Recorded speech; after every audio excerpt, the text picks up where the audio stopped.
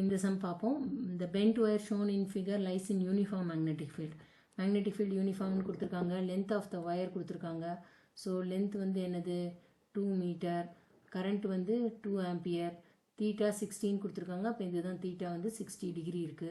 நமக்கு வந்து net magnetic force வேணும். அது unit vector notationல வேணும். So magnetic field ரெண்டு கொஷனாக கேட்டிருக்காங்க. magnetic field வந்து 4K. 4Kனா என்னப்பா Z axisல இருக்கு. பாசிட்டிவ் Z axisல இருந்தால் எப்படி? ஸோ 4Kனா இங்கே இருக்குது positive magnetic uniform magnetic field வந்து பாசிட்டிவ் Z ஆக்சிஸ். இப்போ வந்து நமக்கு ஃபார்முலா தெரியும் ILB sin theta. First direction கண்டுபிடிச்சிக்குங்க ஃபோர்ஸுக்கு. எப்போவுமே ஃபோர்ஸ் வெக்டாரு டைரக்ஷன் கண்டுபிடிக்கும்போது உங்களுக்கு நெட் ஃபோர்ஸ் கண்டுபிடிக்கிறது ஈஸியாக இருக்கும். ஸோ நான் இப்போ வந்து ரைட் ஹேண்ட் தம் ரூல் அப்ளை பண்ணேன்னா கரண்ட் வந்து இந்த ஆக்சிஸில் இருக்குது. ஸோ மேக்னெட்டிக் ஃபீல்டு அவுட்வேர்டில் இருக்குது. நான் கையை கிராஸாக ரைட் ஹேண்டை வச்சு இப்போ வந்து நான் வந்து கர்ல் பண்ணினேன்னா என்னை பார்த்து எனக்கு ஃபோர்ஸ் எங்கே கிடைக்கும்? Force is perpendicular to it because IL cross play அது கிராஸ் ப்ராடக்ட் இல்லையா? ஃபோர்ஸ் வந்து பர்பண்டிகுலர் டு த ஐடியல் எலிமெண்ட்டுக்கு கிடைக்கும். ஸோ இதை நான் 1 இதை 2ன்னு வச்சுக்கிட்டேன்னா F1 இப்படி கிடைக்கும். இதே மாதிரி நான் இந்த சைடு கரண்ட்டில் பார்க்கும்போது என்ன ஆகும்? கையை நீங்கள் கீழே வைங்க. இப்போ ஃபிங்கர்ஸ் வந்து உங்களுடைய விரல்கள் வந்து கீழே நோக்கி இதே டைரெக்ஷனில் பேப்பரில் எப்படி இருக்கும் அதே டைரெக்ஷனில் நீங்கள் வைக்கணும். அந்த கரண்ட் நான் எப்படி வரைஞ்சிருக்கேன் இந்த ஒயர் அந்த ஒயர் ஆங்கிள்லேயே நீங்கள் கையை வச்சு இப்போ உங்களுக்கு மேக்னெட்டிக் ஃபீல்டு எங்கே இருக்கா? வெளிப்புறமாக இருக்குது. அப்போ கை உள்ளங்கை வந்து உங்களை பார்த்து திருப்பிட்டு நீங்கள் வந்து சுருட்டினீங்கன்னா என்ன ஆகும்? உங்களுடைய தம் வந்து உங்களுடைய கட்டை விரல் இப்படி காட்டும். ஸோ இது வந்து F2 புரியுதா? ஸோ இது F1 இது F2. அப்போ வந்து உங்களுக்கு 2 ஃபோர்ஸ் கிடைச்சிருச்சு. இப்போ நமக்கு வந்து ஃபோர்ஸ் எக்ஸ் ஆக்சிஸ்லையோ ஒய் ஆக்சிஸ்லையோ கிடைச்சிருச்சுன்னா நம்ம ஈஸியாக சால்வ் பண்ணலாம். இது என்ன ஆகுது உங்களுக்கு? இது வந்து ஏதோ ஒரு ஆக்சிஸில் இப்படி இருக்குது XY பிளேனில் இப்போ வந்து உட்காந்து. அப்போ நான் என்ன பண்ணணும்? இதை வந்து ரிசால்வ் பண்ணணும். ரிசால்வ் பண்ணுறதுக்கு எனக்கு ஆங்கிள் வேணும் இல்லையா? அதுக்கு தான் இங்கே போகிறோம். நான் சிம்பிளாக உங்களுக்கு நான் சொல்லிடுறேன். இது ஒரு பேரலல் லைன். இங்கே வந்து கரண்ட் இப்படி இருக்குது, கரண்ட் ஒயரு. இப்போ நான் இதை இன்னொரு பேரலல் லைன் நான் ஒரு இமேஜினரியாக ட்ரா பண்ணிக்கிறேன். சரி, அதனால் அதை ரெட் கலரில் போட்டுக்கிறேன். ஓகேயா? ஸோ இது உங்களுக்கு மேக்ஸ் வரவங்களுக்கு ஈஸியாகவே வந்துடும். ஸோ இது வந்து என்ன இது 60 இது 60. அப்போ இது என்ன ஆகிடும்? 120 ஆகிடும். இது 120னா அதே கரஸ்பாண்டிங் ஆங்கிள் எனக்கு என்னப்பா வரும்? இங்கே என்ன ஆகிடும்? 120 ஆகிடும். இப்போ ஃபோர்ஸ் எங்கே எனக்கு கிடைச்சிருக்கு? இது வந்து கரண்ட், இது ஐடியல் லென்த்தில் கிடைச்சிருக்கு. இப்போ எனக்கு ஃபோர்ஸ் கிடைச்சிருக்கிறது இதுக்கு பர்பண்டிகுலராக, இந்த கரண்ட்டுடைய இதுக்கு இந்த கண்டக்டருக்கு பர்பண்டிகுலராக இருக்கும். அப்போ இது என்ன ஆங்கிள் எனக்கு? இதுதான் ஃபோர்ஸ் F1. ஸோ எனக்கு நல்லா பாருங்கள், இங்கே வந்து நான் க்ரீன் கலரில் இது பண்ணுறேன். இந்த ஆங்கிள் வந்து என்னது? 90 டிகிரி.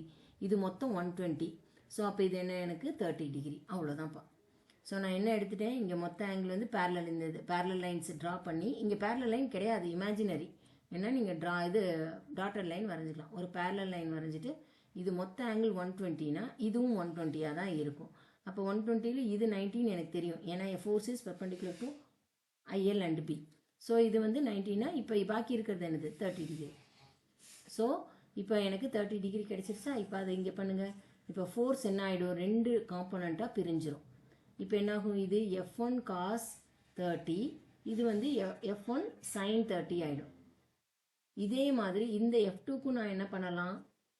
இதே தான் இங்கே இதுவும் இப்படி ஒரு லைன் வரைஞ்சி நான் இது பண்ணினேன்னா இது என்னாகும்? உங்களுக்கு அதே மாதிரி வந்துடும். ஸோ இது என்னாகும்? இப்போ இது வந்து F1 F2 cos 30, இது F2 sin 30. நீங்கள் நல்லா பார்த்தீங்கன்னா கரண்ட் ஈக்குவல் கரண்ட்டு உங்களுக்கு. அப்போ வந்து ஃபோர்ஸும் வந்து ILB மேக்னெட்டிக் ஃபீல்டும் யூனிஃபார்மு. ஸோ இப்போ என்ன ஆகிடும்? F1 cos theta must be equal to what? F2 cos theta. ஆனால் அதனுடைய டைரக்ஷன் பார்த்தீங்கன்னா F1 இந்த டைரக்ஷனில் இருக்குது, F2 இந்த டைரக்ஷனில் இருக்குது. ஸோ இது என்ன ஆகிடும்? Cancels out each other.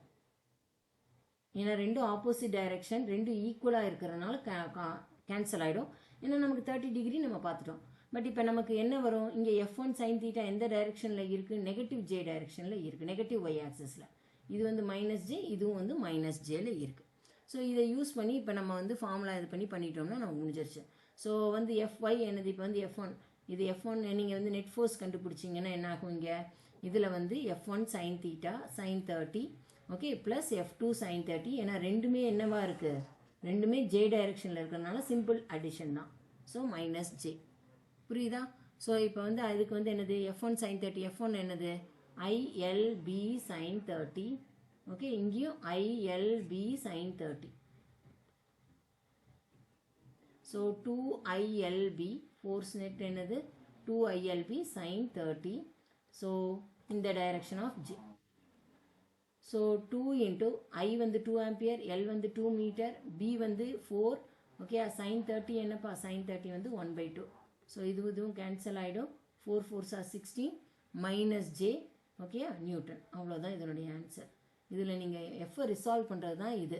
Okay, இதே மாதிரி F1 ரிசால்வ் பண்ண மாதிரி F2 உங்களுக்கு பண்ண தெரியணும். F2க்கு நீங்கள் இதே மாதிரி ஒரு இமேஜினரி லைன் வரைஞ்சிங்கன்னா இந்த ஆங்கிளும் 60 டிகிரி, அவங்க அதுவும் இங்கேயும் 60 தானே.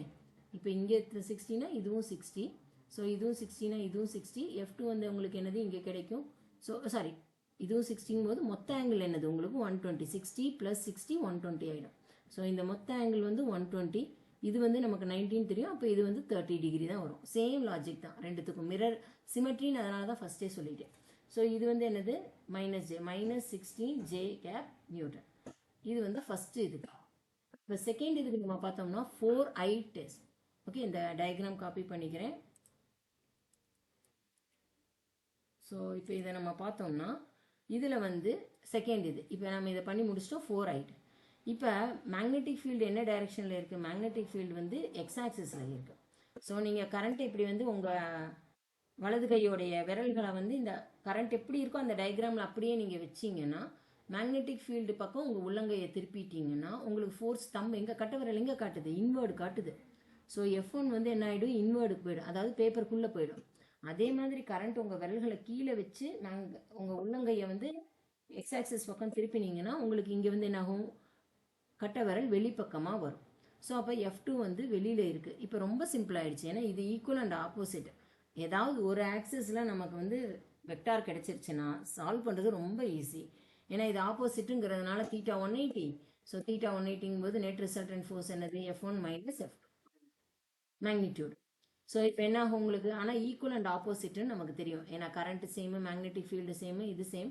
ஸோ எல்லாமே ஈக்குவலுங்கிறதுனால நீங்கள் ILB sin θ கண்டுபிடிச்சாலும் என்ன ஆகிடும்? So ILB sin θ minus ILB sin θ. F1 and F2 are F net இப்போ இது F1 and F2 are equal and opposite. So net force என்ன ஆகிடும்? நெட் ஃபோர்ஸ் வந்து 0 ஆகிடும். Net force vanishes. Okay, so இதுதான் இந்த கேள்வி. நெக்ஸ்ட் கேள்வி என்னது?